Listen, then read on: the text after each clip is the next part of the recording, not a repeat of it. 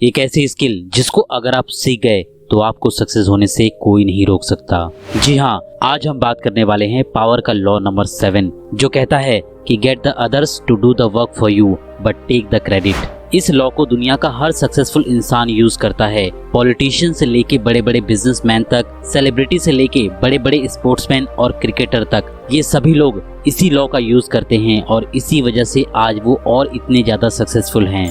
और जो इस लॉ को या कहें कि इस स्किल को अच्छे से यूज नहीं करता या नहीं करना जानता, वो आज अपनी लाइफ में उतना सक्सेसफुल नहीं है जितना उसे होना चाहिए था। आजकल की इस चालाक भरी दुनिया में सिर्फ वही लोग कामयाब हैं जो अपने काम के साथ साथ दूसरों के काम का भी क्रेडिट ले जाते हैं।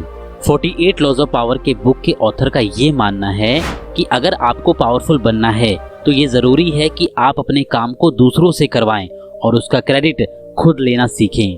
आपको ऐसे लोगों को काम देना चाहिए जो आपका काम कर सकें जो आप चाहते हो, और काम का अच्छे से पूरा हो जाने के बाद आप उस काम का क्रेडिट ले सको।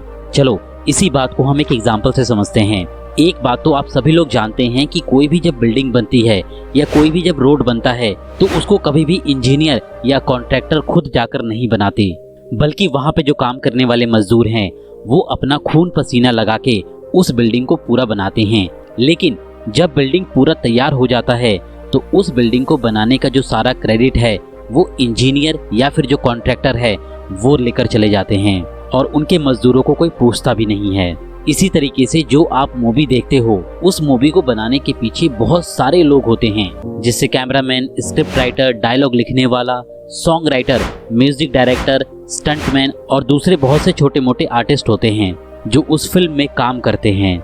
लेकिन वही फिल्म जब सक्सेसफुल हो जाती है तो उसका जो सारा का सारा क्रेडिट होता है वो हीरो, हीरोइन और उस फिल्म का जो डायरेक्टर है वो लेकर चले जाते हैं और बाकी लोगों को कोई पूछता भी नहीं है।